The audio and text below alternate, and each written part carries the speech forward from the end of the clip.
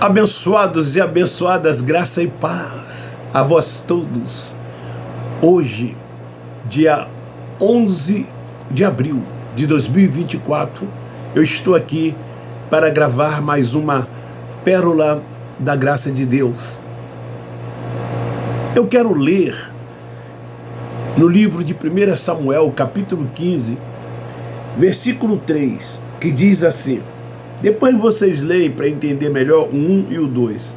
Eu quero me ater ao 3 porque tem tudo a ver com a mensagem, com aquilo que eu vou lhes transmitir. Vai agora e fere a Amaleque e destrói totalmente a tudo o que tiver. Nada lhe poupes, matarás a homens e mulheres, meninos e crianças de peito, bois e ovelhas, camelos e jumentos.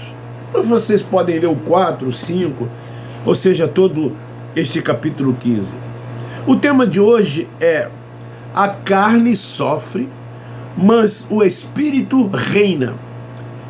Se ele permite o mal, há injustiça nele?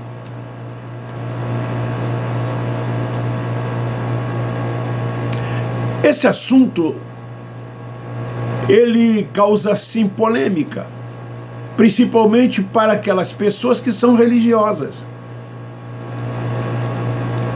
Aquelas pessoas que não têm um entendimento dado pelo Espírito Santo, que não são livres, mas que vivem subjugados pela religião. São religiosas mesmo, e então não têm o entendimento. Vive debaixo dos preceitos dos homens, das tradições que lhes passaram, e elas então acreditam em tudo aquilo que os seus mestres lhes ensinam e lhes dizem. Eu fui mestre também na religião. Eu me auto-intitulava mestre. Eu me via dentro daqueles 5 dons que Paulo fala aos Efésios, quando a uns dei os dons de evangelista, pastor, apóstolo, profetas e mestres. E eu me via como mestre. Porque, como vocês sabem, eu fui professor de teologia. E modéstia à parte, eu era considerado um ótimo professor. Nos ensinos dados dentro das denominações, ou dentro das igrejas, aspas, que eu frequentei, as pessoas diziam e demonstravam gostar muito dos ensinos aplicados por mim. Então, lógico que aquilo me envaidecia. Lógico que eu me sentia um bom professor, um bom mestre, um bom ensinador da palavra. Hoje, lógico que eu penso totalmente diferente. Como vocês que me acompanham há 3 anos que eu estou nesse canal, vocês já sabem quais são os meus entendimentos, a minha postura, o que eu penso de tudo que ficou para trás. E o que eu penso hoje, como é a minha forma de pensar, a minha forma de ver. Eu quero hoje começar dizendo que Deus é único, que Ele é soberano, que Ele reina sobre tudo e todos. Quando nós temos entendimento, é assim que nós vemos Deus.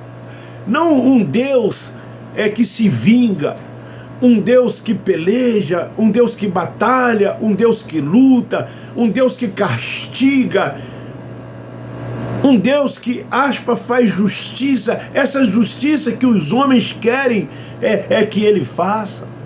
Por exemplo, está acontecendo um problema já há alguns anos aqui no nosso país. E aí eu fico olhando alguns canais de pessoas ligadas às igrejas, à religião, principalmente a evangélica, falando muito num castigo de Deus, que Deus vai castigar, que Deus vai punir.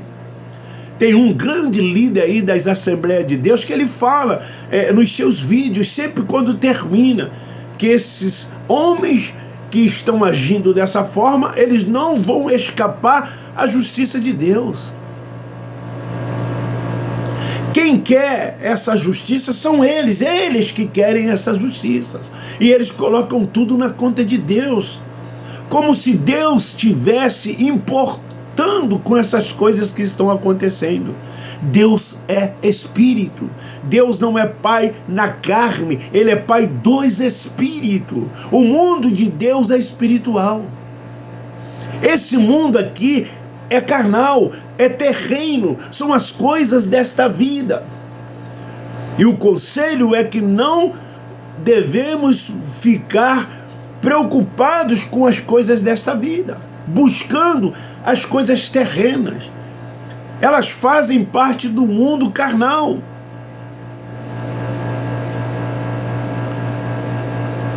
Aquilo que o homem semeia, aquilo que o homem planta, ele vai colher na carne.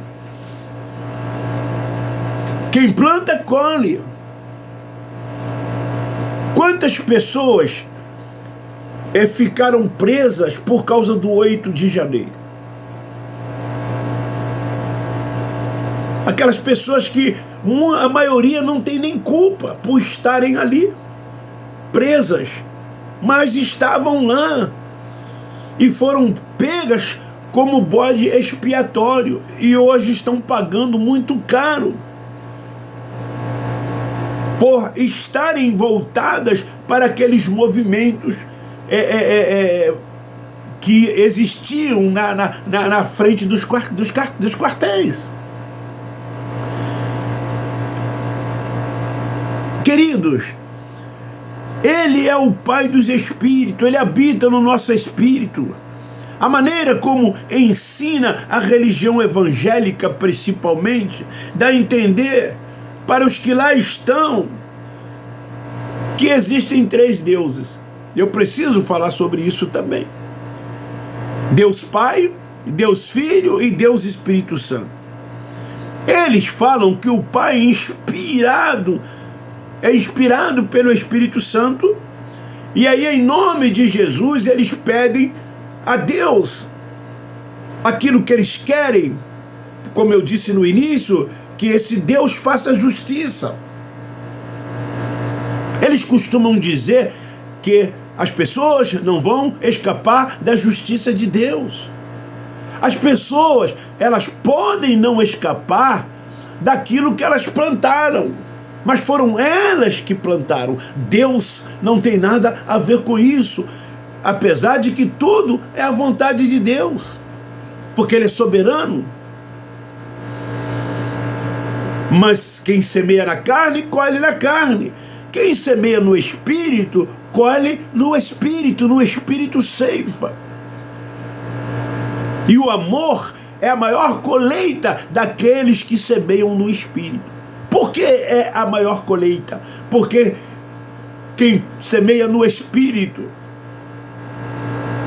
ela não faz acepção de pessoas, ela não discrimina as pessoas, ela ama a todos, independente das suas condições, sejam elas econômicas, sejam elas sociais, sejam as posições que forem. Então quem semeia no Espírito não vive se comportando como um religioso, se prestando a todas essas coisas que acontecem dentro desses lugares. Eu quero dizer a essas pessoas que Deus sempre foi único. O que houve foi as 3 manifestações de Deus. Ele se manifestou como Pai, que falava aos profetas, quando ele usou os profetas para que os profetas falassem ao seu povo. Isaías, Jeremias, Ezequias, Amós, Malaquias, Zacarias, Joel, Obadias e tantos outros. Eles eram os profetas que falavam ao povo, era a boca de Deus para o povo. Então era a manifestação do próprio Deus, era Deus quem falava com o povo por meio dos profetas, era uma manifestação do único Deus. O Deus que se fez carne veio e habitou entre o seu povo, como está escrito em Mateus capítulo 15, versículo 24. Era a manifestação do Filho nos dias da sua carne, para que cumprisse a lei que foi dada pelo próprio Deus, que o povo de Israel não conseguira cumprir. Então ele veio para cumprir a lei e veio para buscar e salvar as ovelhas perdidas da casa de Israel. Quantas das vezes ele disse: quem vê a mim, vê o Pai, porque eu e o Pai somos um. Ali era a sua manifestação em carne. E o Deus que é Espírito, que mora dentro de nós. Essas manifestações ocorreram em episódios diferentes. Os três são um.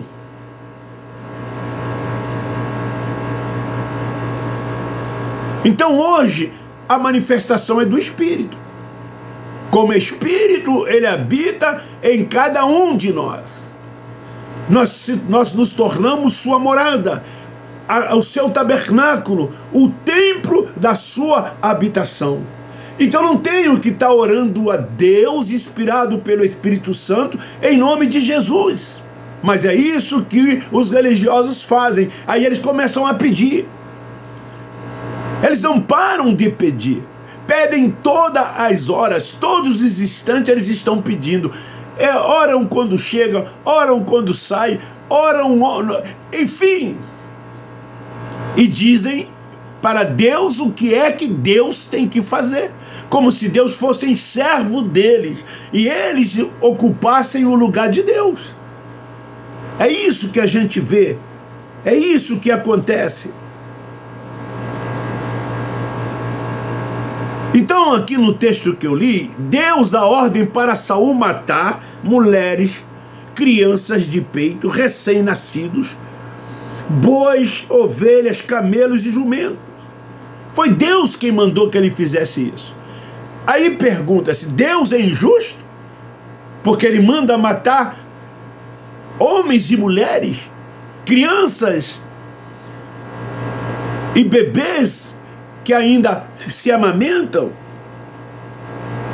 O fato dele ter ordenado estas coisas faz dele um Deus injusto. Em Isaías capítulo 45, versículo 7, ele disse: eu sou o Senhor e não mudo. Eu criei o mal e criei o bem. Eu promovo a paz e promovo a injustiça. Eu, o Senhor, faço todas estas coisas. Porque ele é soberano. E tudo é a vontade de Deus. A carne sofre, mas o Espírito reina. Por que que nós, da graça de Deus, que temos o entendimento, dizemos assim: estamos reinando em vida? Porque nós reinamos de verdade em vida. E os nossos irmãos que ainda são carnais, que ainda são meninos espirituais, que são alimentados com leite, que vivem debaixo de preceitos dos homens, de suas ordenanças, eles não reinam em vida. Porque tem que cumprir ritos, tem que praticar liturgias, cerimoniais, tem que se submeter às autoridades de homens simples mortais, que são como eles. Então eles não reinam em vida. Eles buscam autojustiça. O que o Nazareno disse em João 16:33? No mundo tereis aflições. Essas aflições que ele falou são aflições da carne. A religião diz que essas aflições são espirituais. Ó, vigia, irmão, o diabo está rodando ao seu derredor querendo te tragar. Ó, vigia, ora, irmão, cuidado com Satanás. Tudo o que acontece é o propósito de Deus, é a sua soberania. Eu quero ler aqui, em Números, capítulo 21, versículo 6.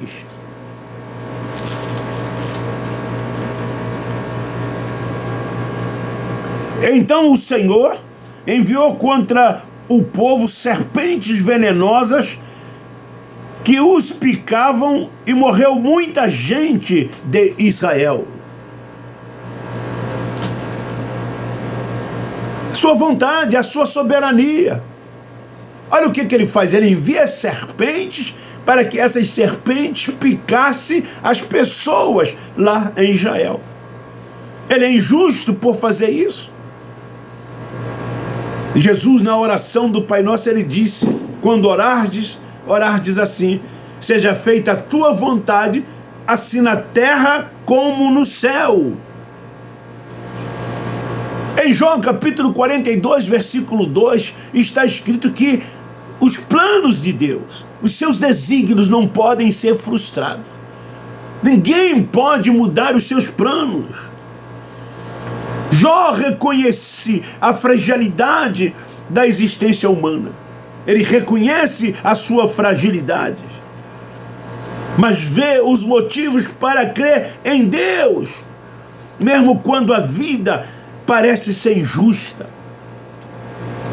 Nós, da graça de Deus, quando levantamos, dizemos assim: esse dia é o melhor dia da nossa vida. Já tomamos posse, já vivemos como o melhor dia da nossa vida, independente do que vai acontecer, das circunstâncias, do que vai ocorrer. Era assim que Jó começou a ver, quando estava naquela situação que lhe trouxe sofrimento. Ele começou a crer em Deus, mesmo quando parecia que as causas que lhe estavam acontecendo eram injustas. O que Jó diz aqui? Tudo é a vontade de Deus. Resumindo, tudo é a vontade de Deus. E ele ressalta a soberania de Deus, mesmo diante das adversidades mais severas. Deus, com seus planos e seus desígnios, o que ele faz? Ele frustra os planos das nações. Ele frustra os planos das nações com os seus desígnios, com a sua vontade. O que em 2022 a população, a maioria queria e não aconteceu? A vontade da maior parte da nação foi frustrada. Por quê? Porque o que aconteceu, tudo é a vontade de Deus.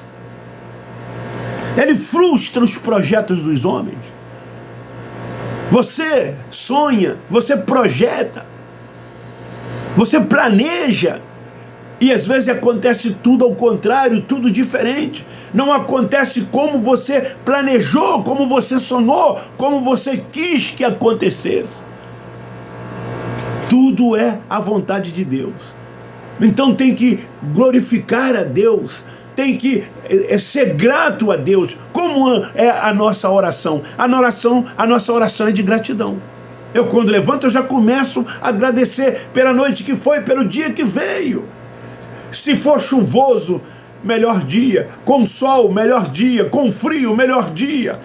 Com calor, melhor dia. Cansado, com o melhor dia. Doente, com o melhor dia. Com problemas, melhor dia. Porque tudo é a vontade de Deus. Os seus planos, a sua vontade, mesmo os contrários aos nossos, nos tornam abençoados. Por isso que nós dizemos, é o melhor dia. Somos abençoados por Ele, como está escrito em Efésios capítulo 1, versículo 3. Com todas as sortes de bênção. Que são isso? O que é isso? São os favores divinos e a graça dele manifestado em nossas vidas. Paulo diz, somos santos nele e sem nenhuma culpa diante dele. Por isso que nós não temos sentimento de culpa. Nós não temos consciência pesada. Somos espirituais. O nosso mundo é espiritual. Nós estamos voltados tão somente para as coisas de Deus. E vamos reinando em vida. Vamos crescendo em graça e no conhecimento de Deus. Vamos avançando cada vez mais diante de todas as coisas que estão diante de nós. Descansamos tão somente no Senhor. Nada nos aborrece. Você vive assim, você que já foi liberto do sistema religioso. Você que já recebeu dele um entendimento. Você vive assim, você crê assim. É assim que acontece com você. Você é um vencedor. Paulo, quando entendeu isto, ele disse: todas as coisas eu posso nele que me fortalece. Paulo, quando entendeu isso, ele diz: o Deus de paz supre todas as minhas necessidades. Paulo, quando entendeu isso, ele disse: eu não vivo, mas ele vive em mim. Ele disse: eu sei em quem eu tenho crido. Esta é a palavra que liberta. É o alimento sólido. Então, a carne sofre, mas o Espírito reina. Há 3 anos atrás eu infartei. A carne, foi o coração. Tomo remédio até hoje, 7 por dia. Quantas pessoas têm câncer? Quantas pessoas têm problemas nas pernas, nos joelhos, na hérnia de disco, nas vesículas, enfim, nos órgãos. Mas elas estão felizes, elas estão alegres, elas entendem,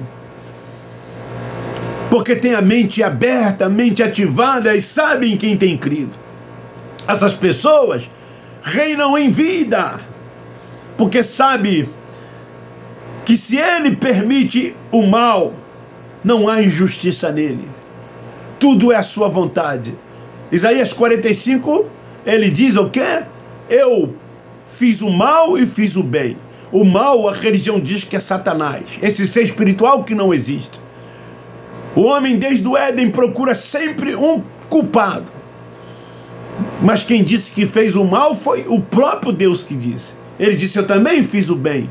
A religião diz que o bem é de Deus e o mal é de Satanás como ser espiritual. Ele disse: eu promovo a paz, mas também a injustiça. Porque eu sou Deus, eu não mudo. Ele não muda.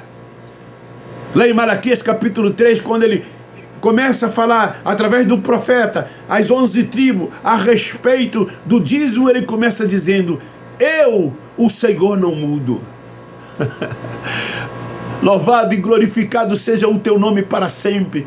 O Deus único e poderoso, soberano, que reina sobre tudo e todos, o Senhor de tudo e de todo. A Ele a honra, a Ele a glória, a Ele o poder, a Ele o louvor, a Ele a adoração. Fuja, meu irmão, o mais rápido possível dessas sinagogas.